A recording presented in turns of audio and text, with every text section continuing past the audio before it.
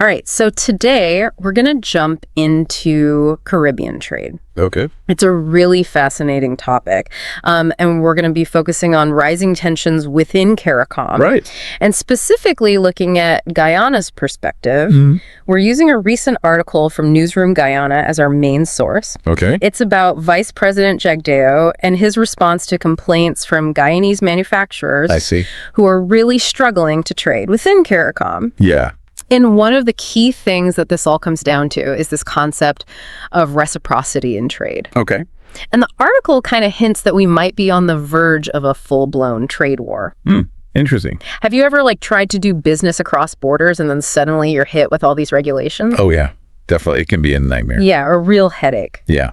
And so that's what we're talking about today. So to Yeah. get into it, Yeah. Guyanese manufacturers are saying that they're feeling increasingly shut out, particularly by Trinidad and Tobago. Right. And they feel like they're playing by the rules while others aren't. Yeah. I mean, in any kind of partnership, when one side feels like things are imbalanced, Right. that's when the trouble starts. Yeah, you lose trust. Exactly. And it can have real economic consequences. And the article uses this company called Only Coconuts as a really good illustration. Okay. So Only Coconuts, they're having problems exporting coconut oil to Trinidad and Tobago. Interesting. But they've been successful in other CARICOM countries Huh? and even internationally.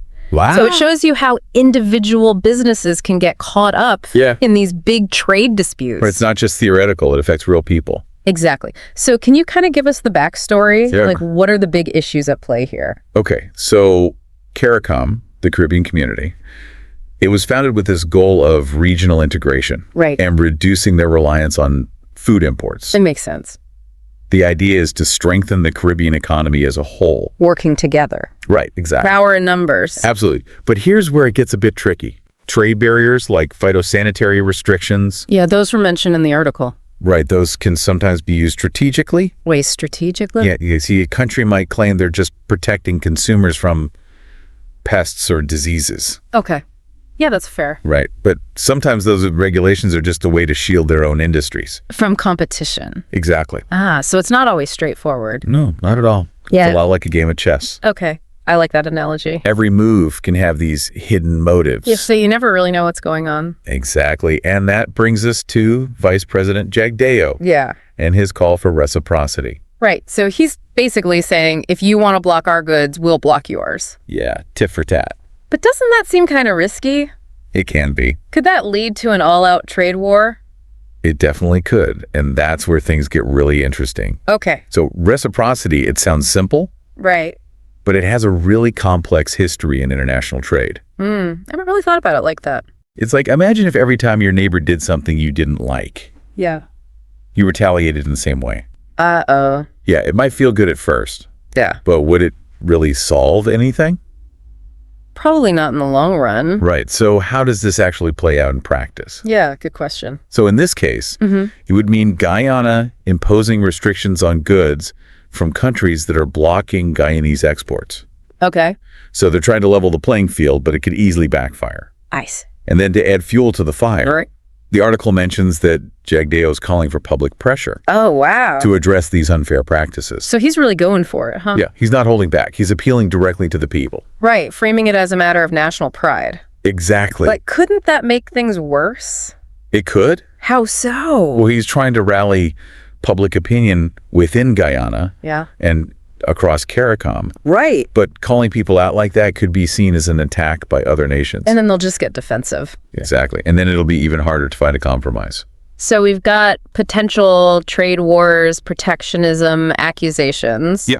Sounds like a recipe for disaster. It has the potential to be. And this isn't just about a few companies. This Yeah. is about the future of the Caribbean. Exactly. Yeah. The decisions made now will affect the region for years to come. Yeah, that's a big deal. But someone listening to this might be thinking, why should I care about this? Right. It seems so far away. And that's where you'd be wrong. Okay. What's happening in CARICOM? This is a global trend. Really? We're seeing this rise in protectionism all over the world. So it's not just a Caribbean problem? No, it's a sign of the times. Wow. And that's why this is so important. By understanding what's happening in CARICOM, Right. we can learn a lot about the challenges of regional cooperation Okay. and this tension between protecting domestic industries Right.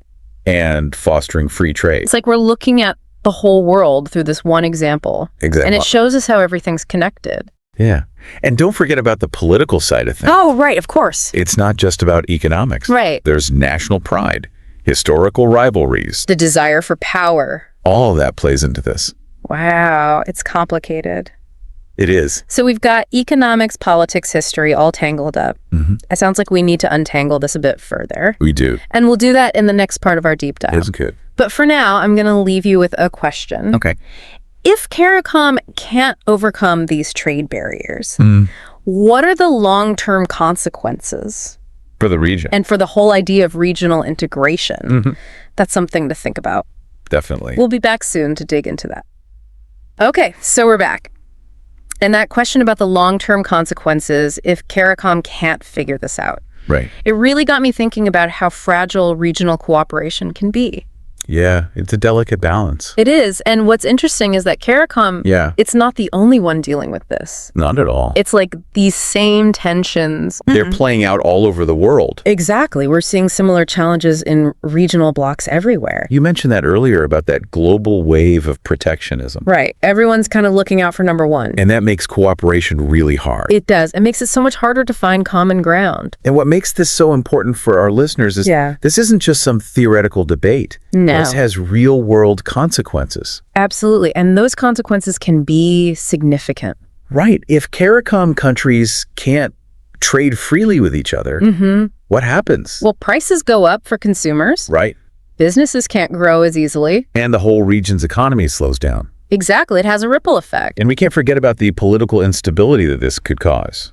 That's right. Trade wars often spill over into political battles. Which just makes things worse. Exactly. It can create a vicious cycle.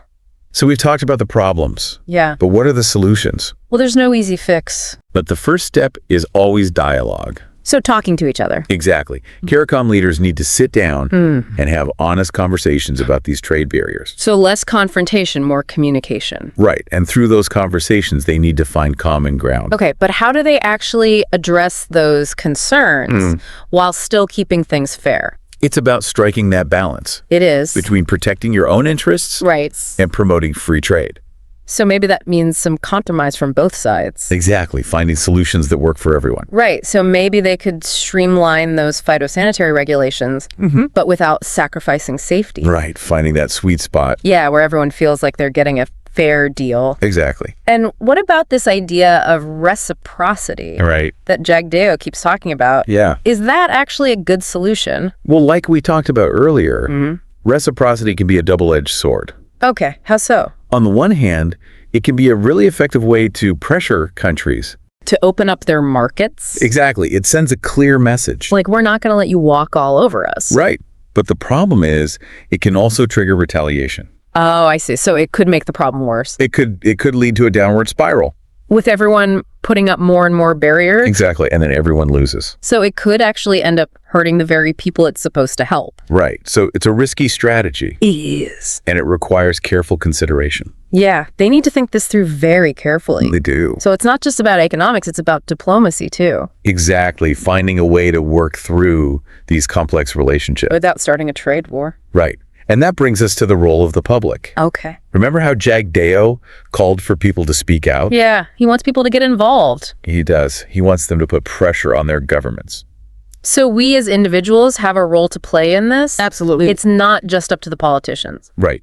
Citizens can make a difference. Well, they can support businesses that are being treated unfairly. Okay. They can contact their elected officials. And tell them to prioritize fair trade. Exactly. They can raise awareness about these issues. It's like we're all part of this big system. We are. And our choices matter. They do. Even small actions can have a ripple effect. So we need to hold our leaders accountable. We do. And we can do that by being informed and engaged. Okay. So we've got dialogue, compromise, public pressure. But is there really a solution here? Can CARICOM actually overcome these challenges? Right. Can they achieve their goals? Of regional integration and food security. That's the big question, isn't it? It is. And ultimately, the answer depends on the political will of the CARICOM member states. So it comes down to whether they can put aside their differences. Exactly. And focus on what's best for the region as a whole. Because a more prosperous and unified Caribbean, that's something worth fighting for. Absolutely. And it's a future that requires continued dialogue. collaboration, and a commitment to finding solutions that benefit everyone. So we talked about the problems, the potential solutions, but before we wrap up, I want to leave our listeners with something to think about. Okay. What happens if CARICOM can't overcome these trade barriers? What are the long-term consequences for the region? And for the whole idea of regional integration? That's a big question. It is, and we'll explore that in the next part of our deep dive. So we're back to that big question you left us with. What happens if CARICOM just can't overcome these trade barriers? Well, it's interesting, right? Because this whole situation with CARICOM, it's not just happening in a vacuum. Right. You're saying it's a global trend. Yeah, exactly. We're seeing this kind of tension in regional blocks all over the world. Yeah, like that wave of protectionism we talked about. Exactly. And it makes you wonder, right?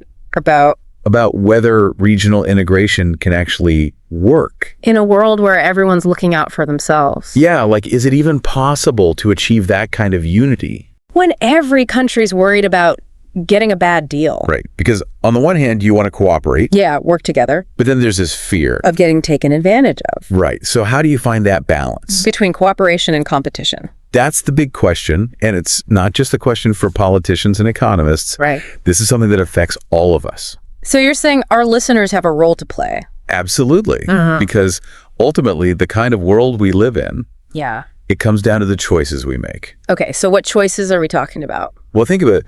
Do we want a world where countries are constantly fighting? Building walls. Yeah, or do we want a world where regions work together? Share resources. Promote trade. Build a better future for everyone. Exactly. It's about deciding what kind of world we want to leave for the next generation. Right. It's about choosing cooperation over conflict. And understanding over suspicion. And what's happening in CARICOM. Yeah. It's like a case study in how those choices play out in the real world. Right. It's a reminder that trade, it's not just about numbers and statistics. Right. It's about people. It affects real lives. Exactly. And that's why it's so important to think about the choices we make. In our everyday lives. Right. Are we supporting businesses that are doing things the right way? Are we advocating for fair trade? Are we doing our part to build a more cooperative world? Those are great questions for all of us to think about. Definitely. So to wrap things up, I want to thank everyone for joining us on this deep dive into Caribbean trade. And the tensions within CARICOM. It's been a really fascinating look at the challenges and opportunities facing the region. Absolutely. And remember, the story's not over yet. Right. This is an ongoing issue. Exactly. And the choices that CARICOM makes, they'll have a ripple effect. Not just in the Caribbean, but around the world. So stay informed, stay engaged. And keep asking those tough questions. That's great advice. Thanks for joining us. It was my pleasure. And until next time, keep exploring, keep learning, and keep diving deep.